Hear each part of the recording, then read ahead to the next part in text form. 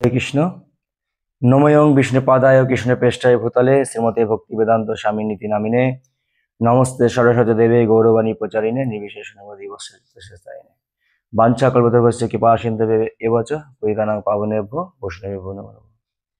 সকল ভক্তবৃন্দ চরণে আমার ভক্তিপূর্ণ প্রণাম জানিয়ে আজকে রমা একাদশীর মাহাত্ম্য পাঠ করছি এবং আজ হচ্ছে 17ই অক্টোবর শুক্রবার এবং এই একাদশী পালন হচ্ছে আগামীকাল 18ই অক্টোবর শনিবার 5টা 34 মিনিট থেকে 9টা 25 মিনিটের মধ্যে সকাল। তো এখন আমি একাদশীর মাহাত্ম্য ভক্তিবেদান্ত স্বামী শ্রীল প্রভুপাদের গ্রন্থ থেকে আমি আপনাদের শোনাচ্ছি, আপনারা শ্রবণ করুন। এক সময় যুধিষ্ঠির মহারাজ শ্রীকৃষ্ণকে বললেন, হে জনার্দন, কার্তিক মাসের কৃষ্ণপক্ষের একাদশীর নাম ও মাহাত্ম্য কৃপা করে আমায় বলুন। শ্রীকৃষ্ণ বললেন, হে রাজন, মহাপাপ দূরকারী সেই একাদশী রমা নামে বিখ্যাত। আমি এখন এর মাহাত্ম্য বর্ণনা করছি, আপনি তা মনোযোগ সহকারে শ্রবণ করুন। পুরাকালে মুচকুন্দ নামে একজন সুপ্রসিদ্ধ রাজা ছিলেন। দেবরাজ ইন্দ্র, যম, বরুণ ও ধনপতি কুবেরের সাথে তার বন্ধুত্ব ছিল। ভক্তশ্রেষ্ঠ বিভীষণের সাথেও তার অত্যন্ত সদ্ভাব ছিল। তিনি ছিলেন বিষ্ণু ভক্ত ও সত্য প্রতিজ্ঞ। এরপরে তিনি ধর্ম অনুসারে রাজ্য শাসন করতেন। চন্দ্রভাগা নামে তার একটি কন্যা ছিল। চন্দ্রসেনের পুত্র শোভনের সাথে তার বিবাহ হয়েছিল। শোভন একসময় শ্বশুরবাড়িতে এসেছিল। দৈবক্রমে সেদিন ছিল একাদশী তিথি। স্বামীকে দেখে পতিপরায়ণা চন্দ্রভাগা মনে মনে চিন্তা করতে লাগলো, হে ভগবান, আমার স্বামী অত্যন্ত দুর্বল, তিনি ক্ষুধা সহ্য করতে পারেন না। এখন আমার পিতার শাসন খুবই কঠোর। দশমীর দিন তিনি নাগরা বাজিয়ে ঘোষণা করে দিয়েছেন যে একাদশীর দিনে আহার নিষিদ্ধ। আমি এখন কি করি? রাজার নিষেধাজ্ঞা শুনে শোভন তার প্রিয়তমা পত্নীকে বলল, হে প্রিয়ে, এখন আমার কি কর্তব্য তা আমাকে বলো। উত্তরে রাজকন্যা বলল, হে স্বামী, আজ এই গৃহে এমনকি রাজ্যের মধ্যে কেউই আহার করবে না। মানুষের কথা দূরে থাকুক, পশুরা পর্যন্ত অন্ন জল মাত্র গ্রহণ করবে না।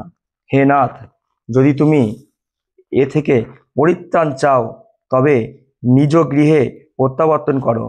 এখানে আহার করলে তুমি সকলের নিন্দাভাজন হবে এবং আমার পিতাও ক্রুদ্ধ হবেন।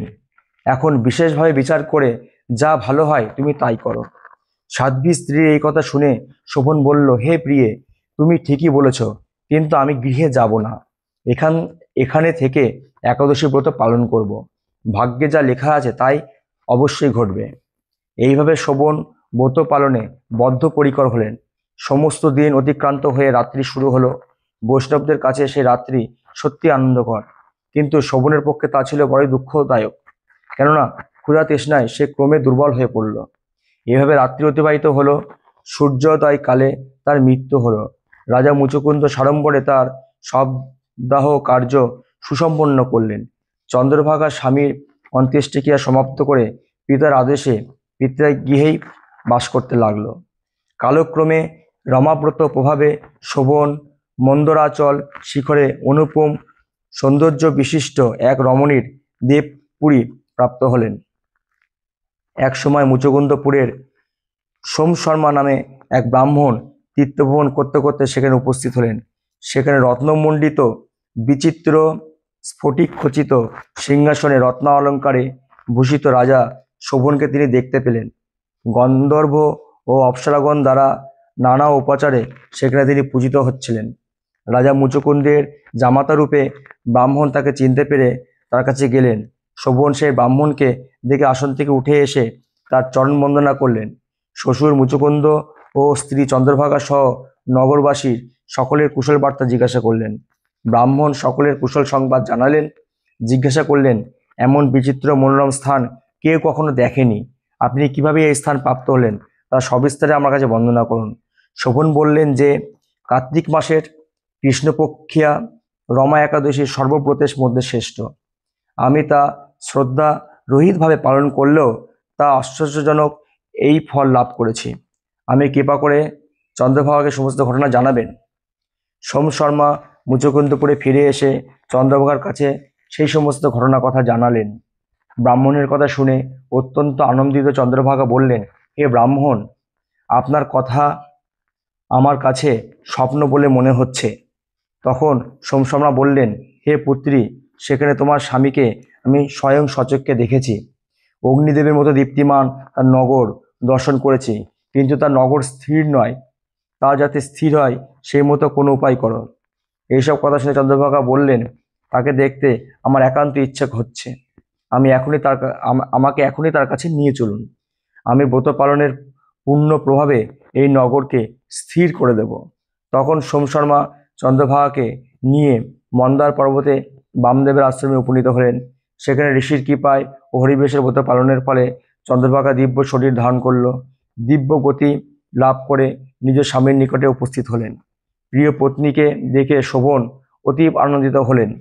বহুদিন পর স্বামীর সঙ্গ লাভ করে চন্দ্রভাগা অকপটে নিজের পূর্ণ কথা জানালেন। হে প্রিয়, আজ থেকে 8 বছর আগে আমি যখন পিতৃগৃহে ছিলাম, তখন থেকেই এই রমা একাদশীর ব্রত নিষ্ঠা সহকারে পালন করতাম। ওই পুণ্য প্রভাবে এই নগর স্থির হবে এবং মহাপ্রলয় পর্যন্ত থাকবে। হে মহারাজ, মন্দরাচল পর্বতের শিখরে শোভন স্ত্রী চন্দ্রভাগা সহ দিব্য সুখ ভোগ করতে লাগলেন। পাপ নাশিনী ও ভক্তি মুক্তি প্রদায়িনী রমা একাদশীর মাহাত্ম্য আপনার কাছে বর্ণনা করলাম।